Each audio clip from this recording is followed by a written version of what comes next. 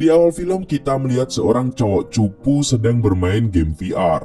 Cowok itu bernama Lee Hao-ming, yang mana adalah seorang jomblo akut dan gamer pengangguran. Meski kerjaannya hanya bermain game dan sesekali membantu orang-orang menangkap wajah penjahat lewat CCTV jalan, tapi ia tetap menikmati kehidupannya tanpa merasa bosan.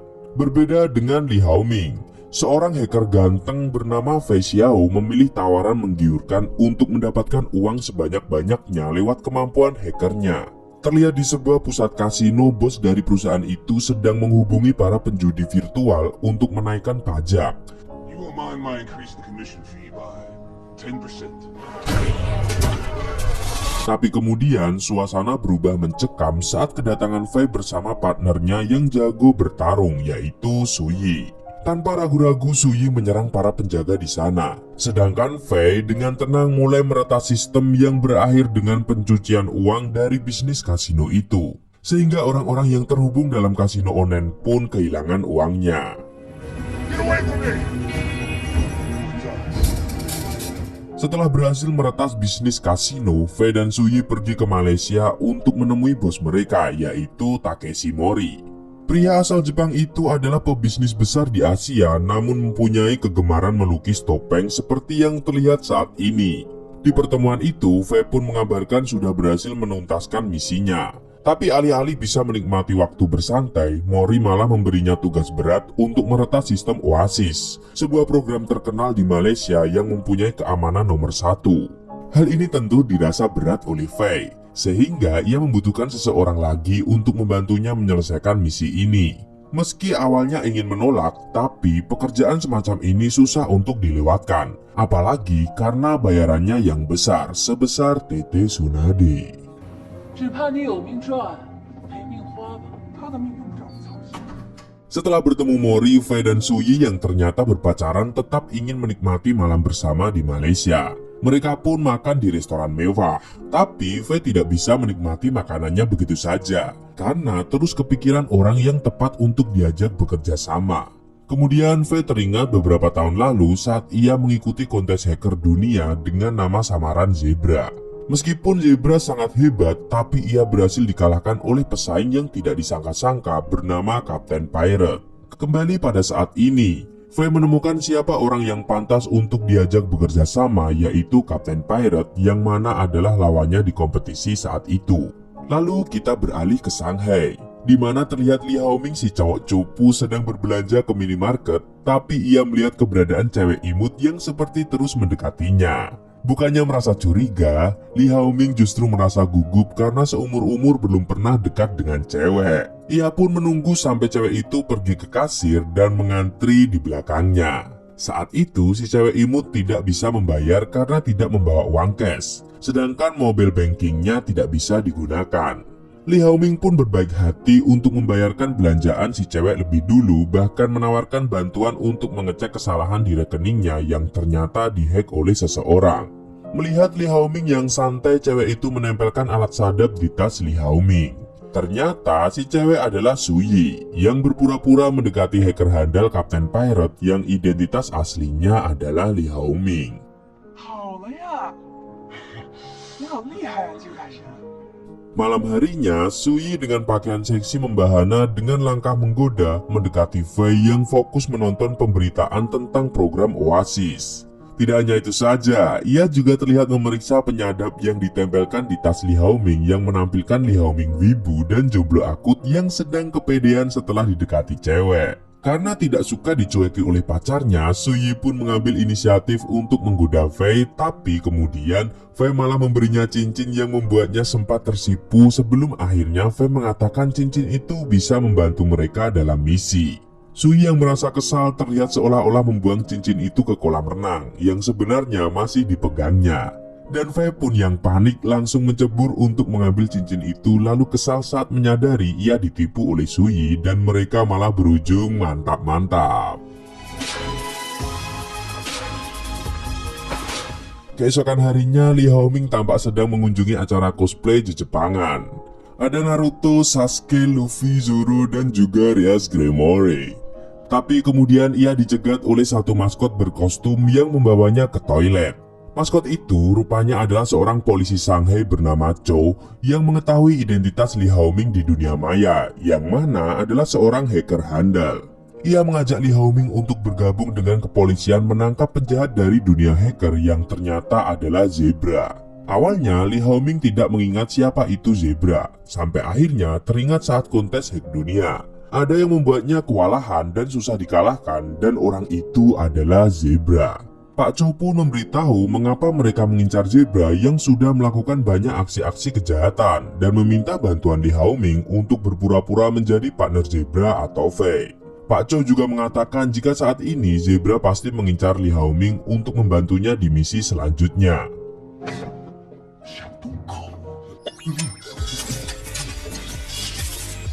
Sepulang dari acara cosplay, Li Haoming mulai memeriksa kamarnya dan menyadari ada kamera tersembunyi di sana. Tapi ia sudah terlambat karena Fei berhasil meretas keamanan laptop dan komputernya sehingga ia dalam bahaya. Karena hal ini, Li Haoming setuju bergabung dengan kepolisian dan mulai melakukan persiapan termasuk tes fisik dan pemindaian fungsi otak. Ia terlihat giat untuk meningkatkan kondisi tubuhnya yang selama ini hanya dipakai duduk main game saja. Sesekali, Li Haoming mengecek HP-nya untuk melihat balasan si cewek imut, tapi belum kunjung dibalas. Padahal ia sudah berharap lebih. Hal ini membuat Li Haoming merasa sedih. Karena bukannya bermain game virtual, ia malah terjebak dengan polisi dan terkena PHP dari si cewek sampai-sampai masih mengira jika HP-nya rusak, makanya belum bisa membalas Li Haoming. Duh, sungguh ngenesnya nasib jomblo satu ini. Esok harinya saat Li Haoming sedang berolahraga, Pak Chow memberitahu identitas orang-orang yang harus ia hadapi. Termasuk Suyi yang identitasnya tidak jelas dan merupakan imigran gelap lalu malah berakhir menjadi pasangan dari Fei. Setelah melewati persiapan fisik, Li Haoming melakukan tes otak dan ia terlempar pada kondisi saat akhirnya cewek imut itu mengajaknya untuk bertemu di sebuah hotel. Ia pun mendatangi hotel itu dan menemukan si cewek sudah berada di sana bersama Zebra alias Fei. Di sana Li Haoming langsung disodori laptop dan diperintahkan untuk meretas program dalam waktu kurang dari 1 menit. Bahkan Suyi tidak segan-segan untuk menodongkan pistol di kepala Li Haoming yang sekarang buru-buru melakukan perintah itu. Tapi untungnya saja Li Haoming berhasil dan mereka pun bekerja sama. Setelah itu, mereka pun meretas Paipi yang mempunyai pencegah hacker terbaik. Melihat sistem keamanan bisa diretas melalui pemindaian sidik jari dan wajah, mereka mulai membuat rencana. Suyi yang menyamar menjadi penjual kue melancarkan misinya dengan memberikan kue yang sebenarnya terdapat kamera tersembunyi. Dari sana, mereka berhasil mendapatkan sidik jari dan kamera itu berhasil mendeteksi wajah. Dengan mudah, Li Haoming sukses meretas keamanan yang membuat tim tampak panik.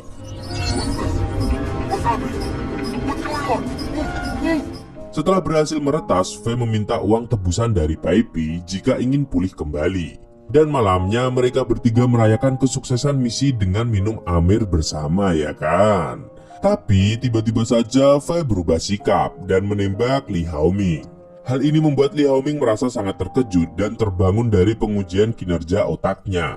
Ternyata itu semua adalah pengujian mimpi yang merupakan bagian dari program kejiwaan. Setelah semua proses selesai, Pak Chow menyerahkan satu alat yang sudah dimodifikasi ke Bluetooth portable untuk berkomunikasi antara keduanya. Meski sudah menjalani serangkaian persiapan, tapi jiwa pengecut Li Haoming masih ragu-ragu untuk menjalankan misi ini. Saat ia merasa ragu di kamarnya, tiba-tiba saja Suyi menyelinap masuk dan memukul kepalanya sampai pingsan. Dan Li Haoming pun terbangun saat ia sudah berada di mobil dalam perjalanan ke Malaysia. Ia masih tidak mengerti apa-apa, tapi meski pada akhirnya menurut pada Fei dan Suyi yang baru pertama ia temui. Terlihat Li Haoming harus memodifikasi penampilannya mirip dengan identitas yang diberikan oleh Fei. Ia juga dipaksa untuk menyerahkan HP-nya begitu saja. 任何行动都不许向外人透露。 Lalu sesampainya di Malaysia, Li Haoming antusias saat melihat komik One Piece edisi terbaru. Mana nih OP Lovers, ngumpul dong. Kemudian ia pun bergegas masuk ke toko, padahal sebenarnya ia sedang mencuri kesempatan untuk menghubungi kepolisian Shanghai untuk mengabari keberadaannya. Tidak kehabisan akal Li Haoming mencuri HP anak-anak. Setelah dari toko buku tadi, Li Haoming bersama dua partner barunya masuk ruangan usang yang akan dijadikan markas mereka. Ruangan itu dilengkapi CCTV yang menyala 24 jam.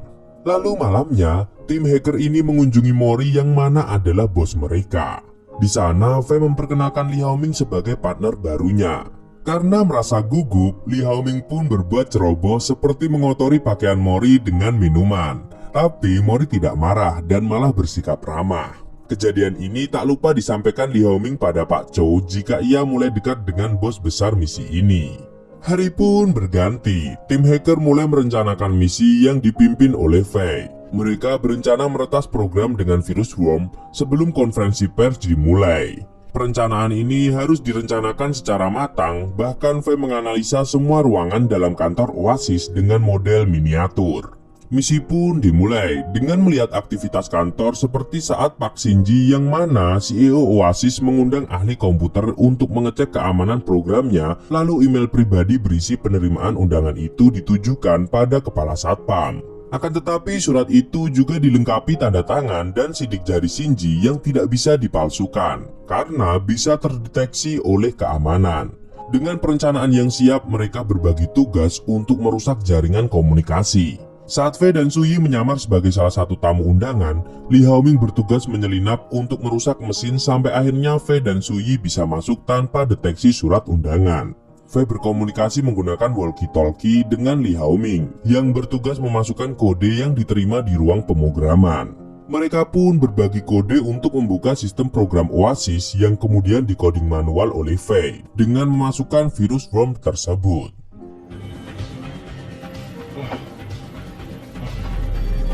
Lalu tibalah konferensi pers saat Pak Shinji tampil memperkenalkan Oasis sebagai program terdepan dengan keamanan terpercaya yang bisa digunakan dalam kehidupan sehari-hari seperti navigasi, transportasi, sampai sistem komunikasi. Tapi tiba-tiba saja mereka baru menyadari jika sistem mereka diretas dan kehilangan semua datanya. Begitu mengetahui hal ini, Pak Shinji langsung memarahi dua pegawainya karena tidak sigap dalam mengamankan Oasis dan menyuruh mereka buru-buru memperbaiki. Lalu di tengah rasa frustasi yang melanda Shinji, Fei datang dan memberitahu jika sistem Oasis sudah terinfeksi virus sehingga ia meminta Shinji untuk menjual Oasis saja pada bosnya, yang mana adalah Mori. Ia pun menekan Shinji untuk mengambil tawaran itu dan mengatakan di atas panggung jika Oasis kini bekerja sama atau dalam tahap alih proyek bersama Mori. Karena merasa terdesak, Shinji pun kembali naik ke atas panggung dan mengumumkan jika Oasis kini diambil alih oleh pengusaha IT terkenal di Asia yang bernama Takeshi Mori. Dan Mori muncul ke atas panggung lalu bersalaman dengan Shinji yang sedang menahan rasa marahnya. Oasis will be more useful in your hands. Setelah keberhasilan misi penting ini, Mori menghadiri pesta perayaan atas bisnis barunya dan berpidato seakan-akan Oasis akan sangat berguna bagi masyarakat setelah dimilikinya. I believe this brings unbelievable benefits for the world, and I'm so proud to bring it to you. Tapi sebenarnya kelicikan Mori belum berhenti sampai di situ. Bahkan saat ini Mori meminta seorang sekretaris eksekutif untuk melakukan rencana licik lainnya dengan menawarinya imbalan emas batangan. Mori mengatakan sekretaris ini harus meyakinkan David Lee yang mana adalah Presiden Forum Ekonomi Eropa untuk membujuk para CEO ternama untuk mengadakan pertemuan dan pergi dengan pesawat pribadi. Lalu ia akan membajak pesawat mereka. Sekretaris itu tampak tidak berdaya untuk menolak perintah Mori. Sementara itu, Li Haoming tetap mengabari kepolisian Shanghai meskipun secara diam-diam tanpa sepengetahuan Fei dan Suyi. Tapi tiba-tiba saja Suyi datang dan menyuruhnya untuk keluar yang ternyata sudah ada Fei yang akan merayakan kesuksesan dan ulang tahun Li Haoming. Tidak hanya itu saja, Fei bahkan membelikan Li Haoming komik One Piece edisi terbatas sebagai hadiah ulang tahunnya. Karena merasa begitu gembira, akhirnya Li Haoming mengajak mereka bertiga berfoto bersama. Akan tetapi, kebahagiaan itu terganggu saat ada berita tentang kematian Pak Shinji yang mendadak setelah mengumumkan menjual Oasis pada Mori. Hal ini membuat Fei terdiam cukup lama memikirkan kematian mendadak itu. Kejanggalan ini juga disadari oleh Li Haoming dan Fei menduga jika ini adalah permulaan masalah yang lebih besar sehingga menyuruh Li Haoming untuk segera pergi sebelum mendapatkan bahaya dari Mori. Tapi mereka dikejutkan dengan kedatangan Mori yang tiba-tiba, lalu menyuruh mereka untuk mencuri privasi para pengguna Oasis dalam waktu 12 jam karena itu masih merupakan bagian dari misi mereka. Tentu saja ide licik ini ditolak oleh Fei dan Li Haoming, tapi mereka malah dibuat semakin marah saat mengetahui orang-orang Mori menculik Suyi. Di sisi lain, para CEO terkenal yang diminta Mori sudah terbang dengan pesawat pribadi mereka. Dan Fei bersama Li Haoming menyerahkan pemrograman sesuai keinginan Mori, juga meminta Suyi untuk dibebaskan. Tapi karena masih dalam proses, Mori tidak mau melepas Suyi begitu saja, dan mereka malah terlibat dalam kekacauan melawan orang-orang Mori untuk menyelamatkan Suyi. Di sini akhirnya latihan fisik Li Haoming digunakan karena ia harus fighting.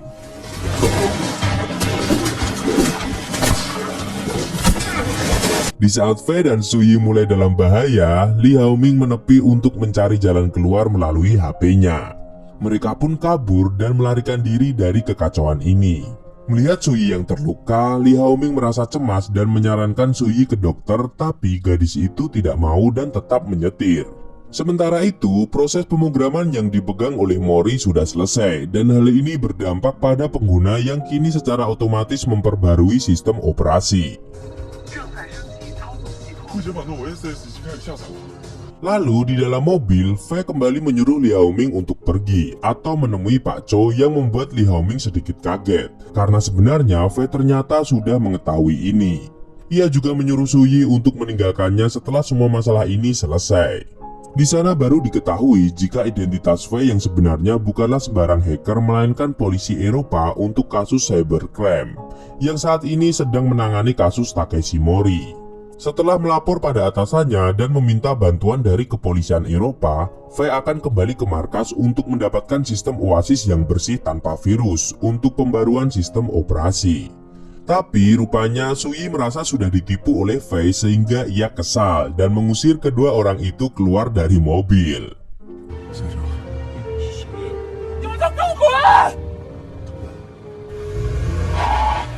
Kembali pada Mori yang sekarang mengendalikan 4 CEO yang menaiki pesawat pribadi. Ia mengatur supaya CEO ini ditahan saat pesawat sudah mendarat. Hal ini membuat CEO tadi tidak bisa mengunjungi pertemuan dan ia mempunyai kesempatan untuk mengambil keuntungan. The absence will cause chaos to the Zurich meeting, and will control the depreciation of the euro. Sementara itu, Fei dan Li Haoming kembali merusak jaringan untuk menyusup masuk ke kantor Oasis dan mulai memperbaiki program. Mereka berbagi tugas dengan Li Haoming mencegah orang-orang berhasil mengupdate sistem operasi Oasis yang sudah dimasuki virus. Sedangkan Fei mencari tahu lokasi keberadaan Mori. Dengan kerjasama dua hacker andalan ini, mereka pun berhasil menuntaskan tugas itu.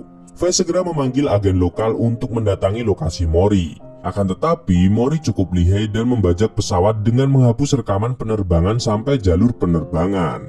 Rupanya, Mori mengendalikan unit kontrol yang asli, sehingga susah untuk dideteksi.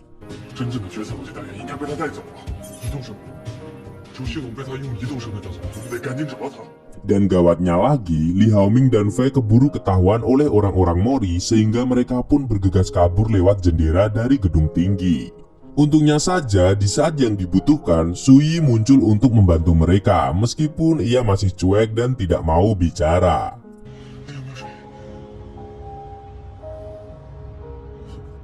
Li Haoming yang menyadari rencana Mori untuk menghadiri pertemuan dan mengembalikan keuntungan dari Forum Ekonomi Eropa, akhirnya memutuskan untuk menuju ke sana. Tapi sepanjang perjalanan mereka dikejar oleh orang-orang Mori yang tidak segan menembak mobil. Sampai terjadilah kejar-kejaran super heboh di jalanan. Namun karena kehebatan menyetir Suyi, mereka bisa lolos dan membuat orang Mori tidak bisa mengejar mereka. Setelah lolos dari kejaran, mobil Suyi bergegas mengejar Mori yang langsung ngebut dan membuat kekacauan di jalan.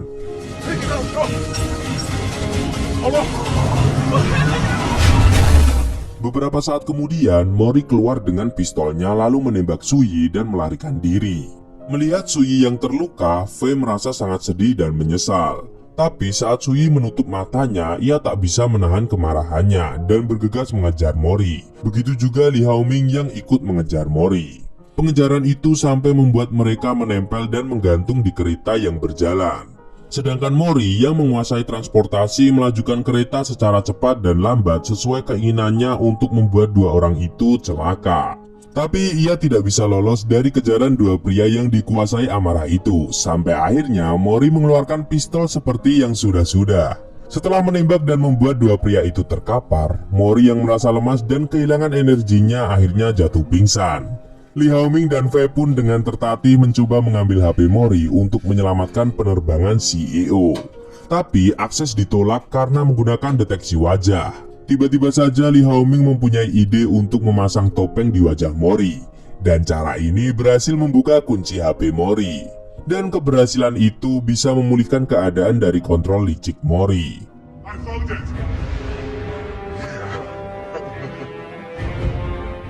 Lalu tidak lama kemudian, kepolisian dan tenaga kesehatan datang untuk membereskan kekacauan yang terjadi.